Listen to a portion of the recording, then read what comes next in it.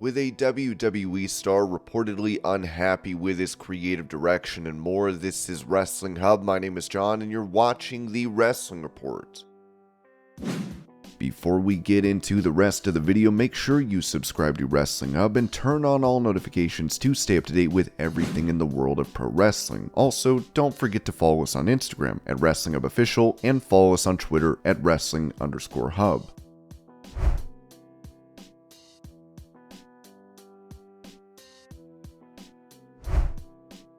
During an interview with TMZ, Eric Bischoff said this about possible changes that could come to WWE after Endeavor's acquisition of the company. There's always going to be a change, right? I don't think we're going to see anything over the next 6 months to a year that will be noticeable to us. There may be some announcements along the way, but for the most part, I think it's going to be business as usual. Bischoff also noted this about WWE and UFC working together. I think the tangible benefits are going to be synergies of the assets. If you look at the WWE and UFC business models, they are completely different. One is fictional storytelling, the other is a sport. That said, there are a lot of parallels in their business plans: live events, arena events, pay-per-view, streaming, ad sales, global TV rights, licensing, and merchandise. UFC could benefit from the maturity WWE has in those businesses. UFC is relatively new, and WWE has been around for decades. I think UFC stands to benefit a lot from the relationship.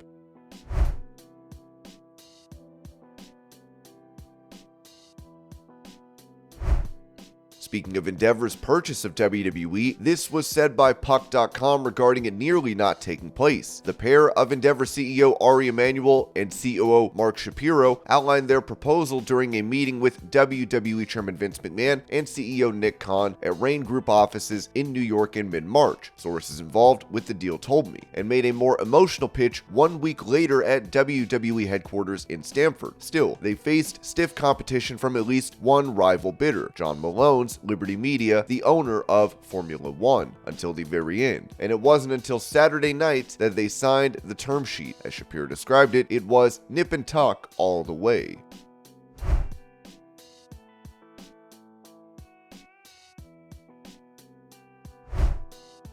On his To Be The Man podcast, Ric Flair said this about the WWE and UFC merger: "I just personally hope that the McMahon family, he is still allowed to run the WWE, because God forbid we have another situation where Turner buys the NWA. That turned into the worst case scenario ever. It all depends on whose ego, who's doing what. But if they don't keep Vince involved and let him help make creative decisions, I don't think they'll be as successful as they would be with him. People say they're upset with Vince. I don't see anybody upset with him. There's always going to be people that are complaining about their position in the company because they're not where they want to be or they think they should be, but that's not the fault of Hunter or Vince. Some people have a pretty high opinion of themselves that they should keep to themselves rather than complain publicly, in my opinion."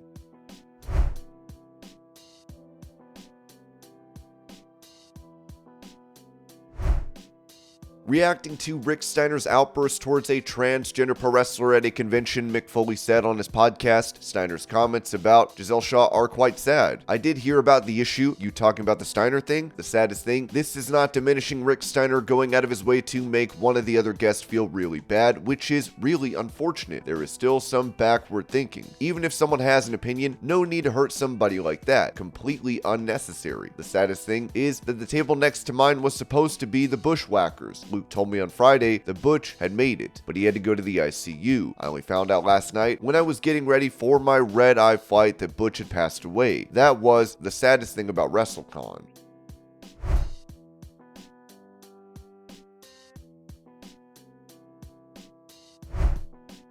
Talking about his recovery from a shoulder injury that he suffered last month, Will Ospreay wrote, "Just an update for you all. I have more range of motion in my shoulder but still struggling with strength. I think I'll be okay, but I'm just going through my physio with this as I don't want to come back too early and this thing rip off. Much love, miss you all."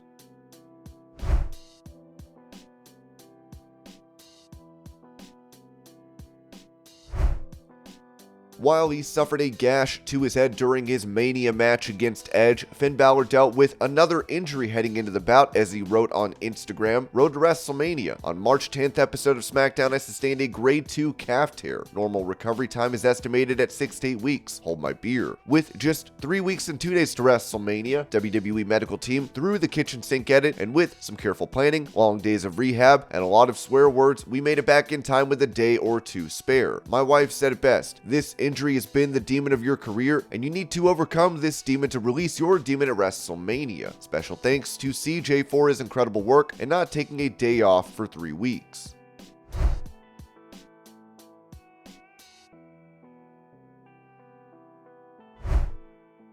Revealing a factor that led to his WWE comeback, Cody Rhodes told Sports Illustrated, "WWE and A&E, memorializing my father in this documentary has been a blessed experience. Helping catalog, correct, and bring light to Dusty's life was a grand responsibility and one of the reasons I returned to WWE. Seeing the facts that support the legend make this a beautiful watch for old fans and new fans alike."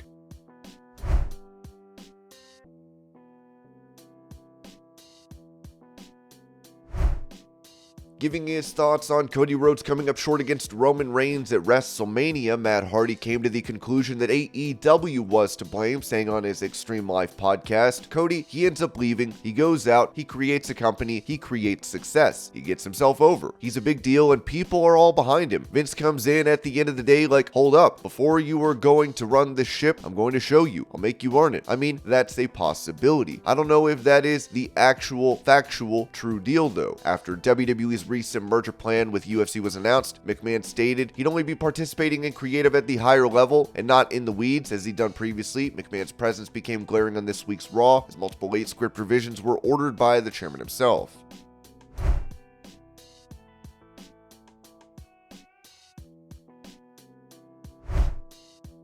When reflecting on her time with All Elite Wrestling, Athena said on these sessions that it's wild, it's crazy that I've been with AEW almost a full year. I think I actually had this kind of reflection a couple days ago. Well, the week before, just the chaos ensued of last week. It was just like, I haven't even been here a year yet. This is just everything that I've accomplished. I feel like I've done so much since I've been with AEW, since I've been with Ring of Honor, that I'm like, this is more than what I've done in 2-3 years at WWE. I feel like as far as character development, as far as having these matches every single week, day in, day out, just being a little snarky asshole at times on TV, which I thoroughly enjoyed.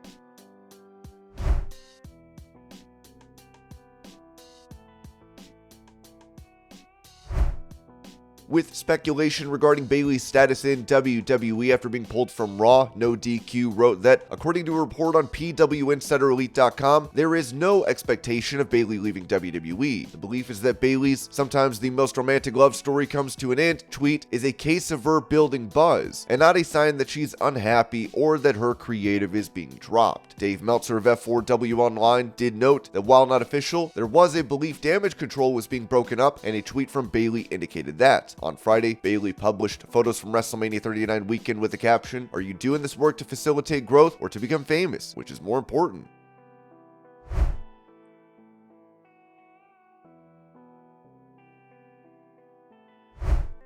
Touching on when WWE staff heard about plans for a Brock Lesnar heel turn, Ringside News reported last week's Raw saw a shocking heel turn by Brock Lesnar, but it wasn't a spur-of-the-moment decision. Sources reveal that the creative team had been informed of the turn a month prior, confirming it was all part of the plan.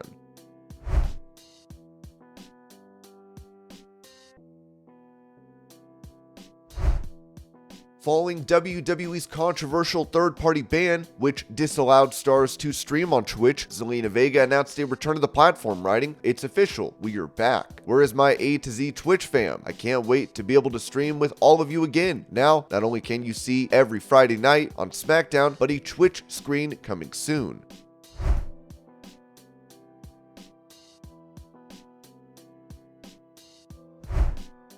When it comes to plans for a WWE draft, Sean Ross Sapp reported that the WWE draft was set to happen late last year, but then got moved. A draft that would have effectively reset the rosters for the new Triple H regime was rumored late last year. However, talent were told that it was being moved to an undetermined time in 2023. However, Fightful Select can confirm that unanimously across over a dozen talent on the WWE roster have not been told that a WWE draft is coming or when it could even be. In the past, sources at both Fox and USA Network had told Fightful that they primarily prefer distinctly different and separate rosters in order to specialize their investment. However, since the Triple H regime took shape, we've heard much less of that.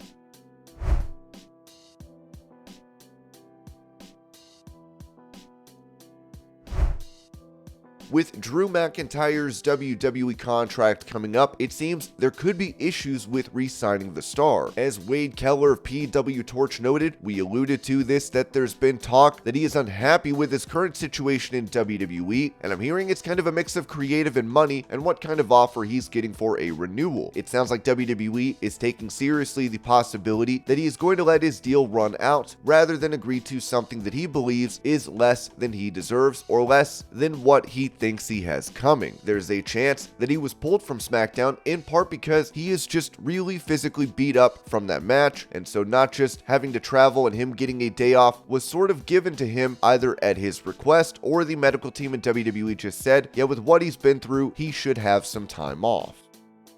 And this was your pro wrestling news update. I hope you're all having a great day. Thank you so much for watching, and I'll see y'all later.